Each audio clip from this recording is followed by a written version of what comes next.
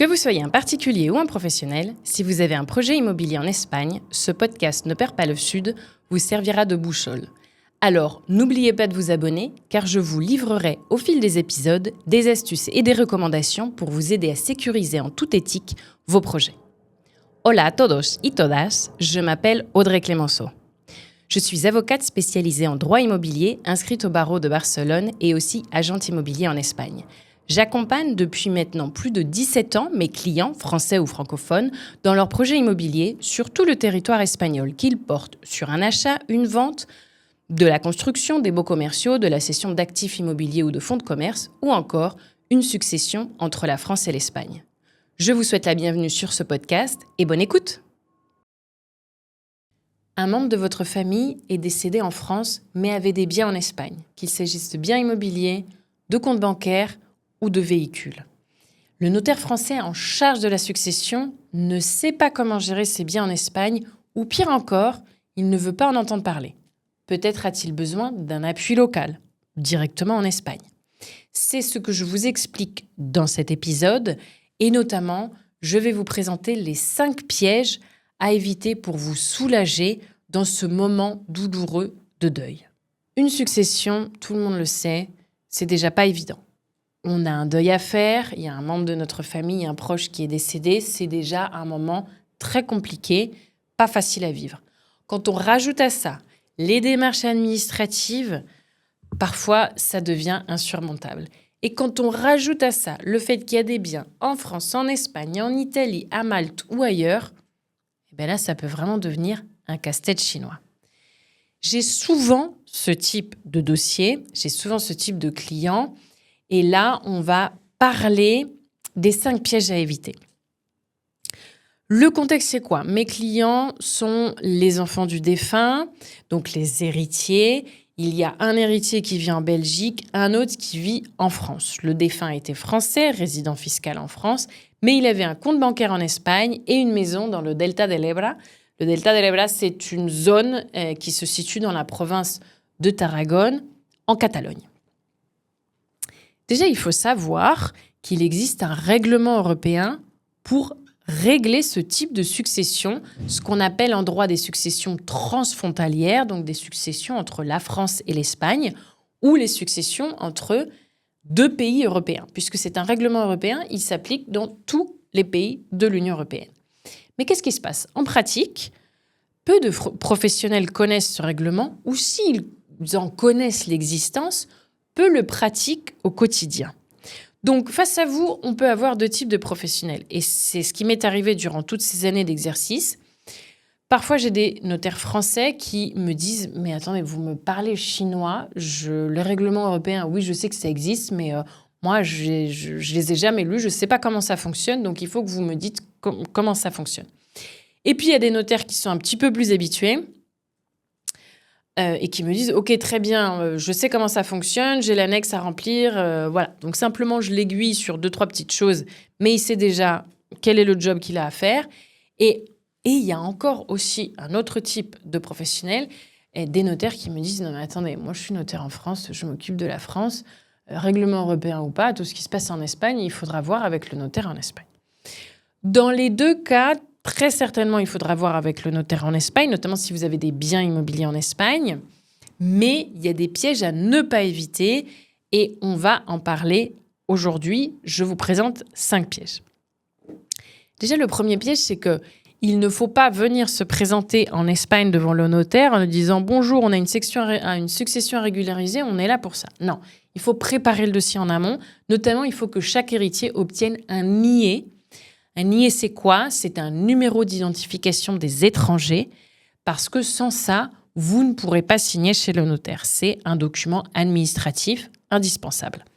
Vous pouvez obtenir un NIE soit auprès d'un commissariat en Espagne, soit auprès d'un consulat espagnol à l'étranger, donc en France, le consulat de votre choix. Et ça fait partie des démarches que je peux aussi faire pour mes clients si besoin. Ensuite, il y a un deuxième piège à éviter, c'est si vous avez des comptes bancaires en Espagne, attention, il ne faut pas communiquer trop tôt le décès à la banque espagnole. Pourquoi ? Parce que la banque espagnole, dès qu'elle va avoir connaissance du décès, et que vous allez lui envoyer donc l'acte de décès, elle va congeler le compte bancaire. Ça peut avoir des problèmes importants parce que dès que le compte bancaire est congelé, on ne peut pas mettre d'argent, les prélèvements qui sont prévus sur ce compte ne vont pas être honorés, donc vous allez potentiellement avoir des problèmes avec l'eau, l'électricité du bien, avec les assurances, avec notamment les taxes foncières, tout ce que vous allez devoir payer et qui était domicilié sur ce compte, prélevé automatiquement sur ce compte, eh bien, ça va être refusé. Donc, vous allez accumuler des dettes auprès de ces prestataires, de ces compagnies d'assurance ou ces compagnies d'électricité et d'eau, voire la mairie avec la taxe foncière, et vous n'allez pas pouvoir les régler. Donc, là où j'attire votre attention, c'est que les successions entre la France et l'Espagne, c'est long. On s'en sort toujours, on arrive toujours à débloquer les fonds sur un compte et à mettre le bien au nom des héritiers, mais c'est long et malheureusement, il faut prendre son mal en patience. Je sais que ce délai très long peut être très lourd pour la famille, notamment parce que déjà, comme je le disais au début de cet épisode, une succession, c'est un deuil. Donc, c'est déjà très difficile humainement et à vivre. Hein.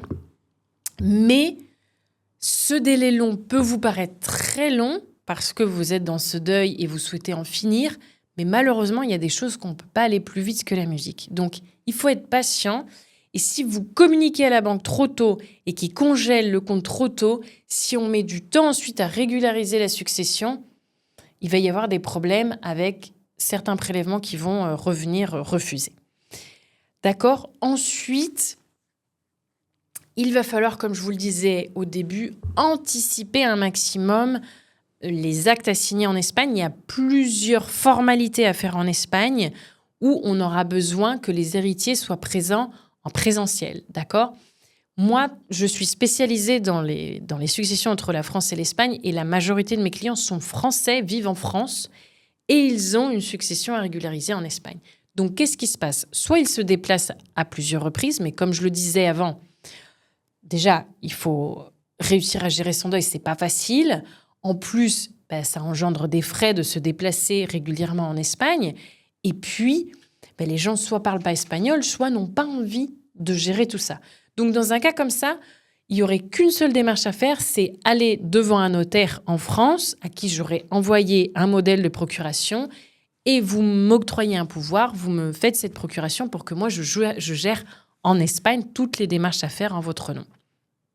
Sur tous mes dossiers de succession que j'ai en cours ou tous ceux que j'ai faits pendant mes 15 dernières années d'exercice professionnel, il y a 95% des héritiers qui m'ont fait cette procuration.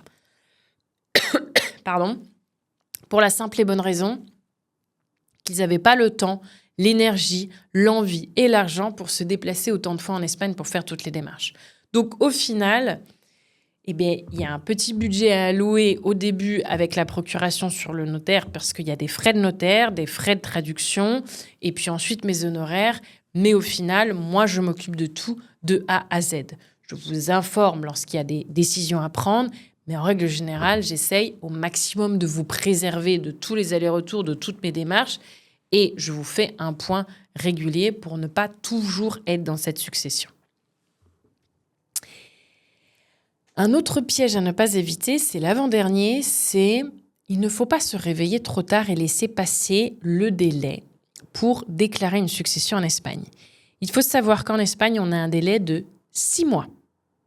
6 mois à compter du jour du décès. Alors, qu'est-ce qui se passe ? En règle générale, comme il n'y a que quelques biens en Espagne, des comptes ou un bien, et que la majorité de la succession se passe en France et que la majorité du patrimoine est en France, les gens se disent « Bon, très bien, on va attendre de tout faire du côté français et puis ensuite on s'occupera de l'Espagne. » Attention. Nous, ici en Espagne, on a un délai de 6 mois à respecter, à compter du jour de la date de décès du défunt. On peut prolonger ce délai de 6 mois pour 6 mois supplémentaires, donc un maximum de 12 mois, 1 an. Mais attention, pour prolonger ce délai, on peut prolonger le délai entre 1 à 5 mois après le décès. C'est-à-dire que si on est rentré dans le 6e mois à compter du décès, on ne peut plus demander la prolongation. D'accord ? Donc ça, c'est important parce que, comme je vous le disais tout à l'heure, ce sont des dossiers longs. Parce qu'en premier, il faut que ce soit en France. Ensuite, le notaire français doit émettre un certificat successoral européen. Il y a des traductions, des apostilles à faire, etc. Donc, il faut du temps pour préparer ces dossiers. Donc, généralement, en 6 mois, on n'a pas le temps de le faire. Déjà, j'ai envie de vous dire, en 12 mois, déjà, quand on demande la prolongation, parfois on est juste, mais on essaye quand même de le faire. Donc, si vous imaginez que déjà en 12 mois, c'est juste, en 6 mois, encore moins. Donc, dès que la personne est décédée, si vous savez qu'il y a des biens en Espagne, il faut m'appeler moi ou appeler l'avocat de votre choix. Il n'y a aucune exclusivité là-dessus. Mais il faut être vigilant sur ce délai de 6 mois. C'est important. Et puis, le dernier piège à éviter, mais c'est surtout un conseil, c'est si les biens immobiliers dont vous avez hérité en Espagne, vous souhaitez par la suite les revendre, si vous souhaitez les conserver dans la famille, il n'y a pas de souci. Il n'y a pas d'urgence à avoir. Mais si vous souhaitez les revendre, et c'est souvent le cas de mes clients, tout simplement parce que le défunt avait des liens avec l'Espagne où il passait des vacances parfois en Espagne, mais les héritiers parfois n'ont aucun lien avec l'Espagne. Donc tout simplement, ce qu'ils veulent faire, c'est régulariser la succession, vendre le bien, récupérer l'argent de la vente du bien et après oublier ce qui se passe en Espagne. Ça, c'est la majorité des cas que j'ai dans les successions. Donc, si c'est le cas et que vous souhaitez vendre le bien dont vous allez hériter en Espagne, il ne faut pas confondre vitesse et précipitation, donc ne pas faire n'importe quoi, mais il faut anticiper les choses. Comme je vous l'ai dit, la succession, ça va être long. Donc, si par la suite, vous souhaitez vendre, on peut profiter de ce délai long pour préparer la succession, pour anticiper aussi la vente derrière. Et du coup, le jour où on est prêt pour signer la succession, on peut déjà soit avoir mis en vente et commencer les visites, ou soit alors vraiment le mettre en vente tout de suite après. Et c'est aussi, ça fait partie des prestations que je propose à mes clients. Je suis avocate spécialisée en droit immobilier, mais j'ai aussi la casquette ponctuelle d'agente immobilier ponctuellement encore, je le répète, quand mes clients, notamment dans le cas des successions, souhaitent revendre les biens. Ils ont déjà une relation de confiance avec moi, ils me connaissent et j'ai fait tout le dossier. Donc, c'est plus simple pour eux de me confier le mandat de vente. Et donc, le temps qu'on fasse l'estimation du bien, à quel prix est-ce qu'on va pouvoir le mettre sur le marché, on récupère les clés. Parfois, les clés, personne ne sait où sont les clés parce que le défunt allait de temps en temps en vacances. Les héritiers ne connaissent même pas le bien. Ça m'est déjà arrivé plein de fois. Les héritiers me disent, on n'a pas les clés, on ne sait même pas où se situe le bien, on n'a jamais vu le bien. Ça peut arriver. Donc, le temps de mettre la main sur les clés, d'aller faire les photos, mettre l'annonce en ligne, organiser les visites, ça peut aussi prendre du temps, mais on peut profiter de ce temps pour régulariser la succession qui peut être long pour anticiper au maximum toutes ces démarches-là.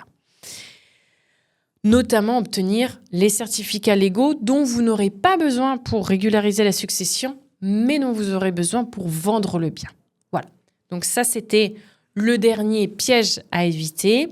J'espère que cet épisode vous a plu et je vous dis à très vite pour un prochain épisode. Si vous souhaitez soutenir mon travail, je vous invite à vous abonner à mon canal YouTube pour être au courant des prochains épisodes ou encore à mettre une note sur votre plateforme d'écoute préférée. Merci.